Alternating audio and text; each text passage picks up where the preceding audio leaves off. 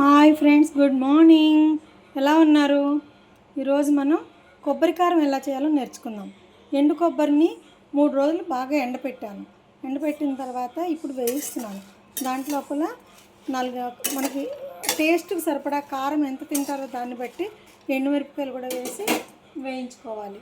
దీంట్లోనే ఒక 1/2 స్పూన్ జీలకర్ర, 1/2 స్పూన్ ధనియాలు వేసి వేయించాలి. అవి తీసి పక్కన పెట్టేశాక 2 చెంచాలు శనగపప్పు, 2 చెంచాలు మినపప్పు కూడా వేయించి పక్కన పెట్టుకోవాలి.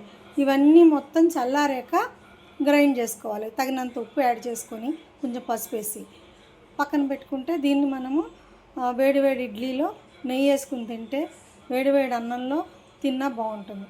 తర్వాత ఇంకొక చిన్న టిప్ ఉంది, తర్వాత చెప్తాను. ఇగో చూడండి, 1/2 స్పూన్ ధనియాల పొడి కాదు, ధనియాలు, 1/2 స్పూన్ జీలకర్ర వేసి వేయిస్తున్నాను. ఇవన్నీ కూడా బాగా వేగాలన్నమాట. వేగితే కొబ్బరిలో ఉన్న చెమ్మ, తడి ఇలాంటివి ఏమైనా ఉన్నా పోతాయి.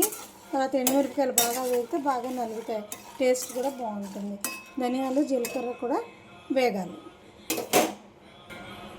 అలాగే ఇందులో నేను కరివేపాకు కడిగి ఆరబెట్టి ఎండబెట్టాను, అది ఉంటుంది. ప్రతిదీ ఇలాంటి వాటిలో ఇలా వేసుకుంటూ ఉంటాను, ఆరోగ్యానికి మంచిదిగా.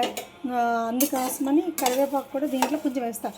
అంటే మీరు అనొచ్చు, కరివేపాకు టేస్ట్ వచ్చేస్తుంది కదా, కారపొడి టేస్ట్ వస్తుంది కదా అంటారు. టేస్ట్ వచ్చినా బాగుంటుంది. అది కరివేపాకు కారం విడిగా చేస్తాము, కానీ ఇందులో కూడా నేను కొద్దిగా అలా యాడ్ చేస్తాను అన్నమాట.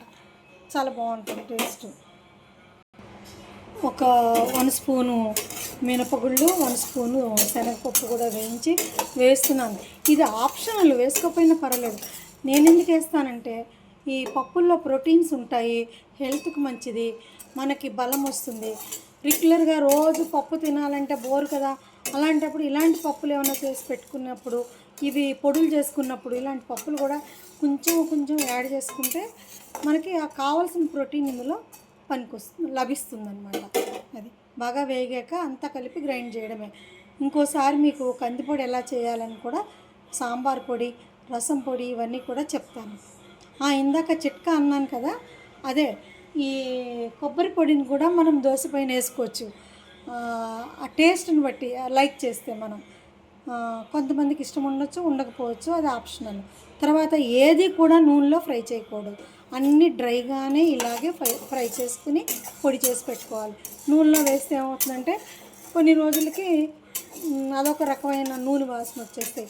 లేకపోతే ఇలా చేసి పెట్టుకున్నది ఎన్ని రోజులైనా ఉంటాయి, ఏ పొడైనా సరే, వితౌట్ ఆయిల్. ఓకేనండి.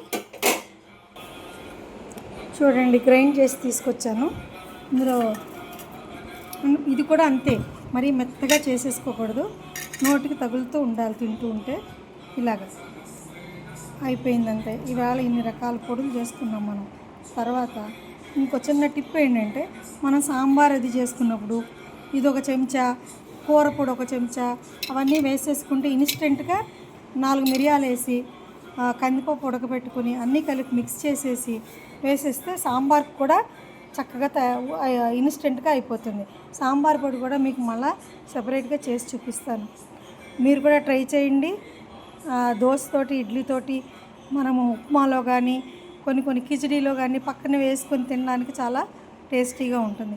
వేడి అన్నంలో ఒక చెంచా నెయ్యి వేసుకుని కొబ్బరి పొడి వేసుకుని తింటే ఆ మజాయే వేరండి. మీరు కూడా తయారు చేసుకుని తిని టేస్ట్ ఎలా వచ్చిందో చెప్పండి. నాది సబ్స్క్రైబ్ చేయండి, లైక్ చేయండి, కామెంట్ చేయండి. Thank you so much.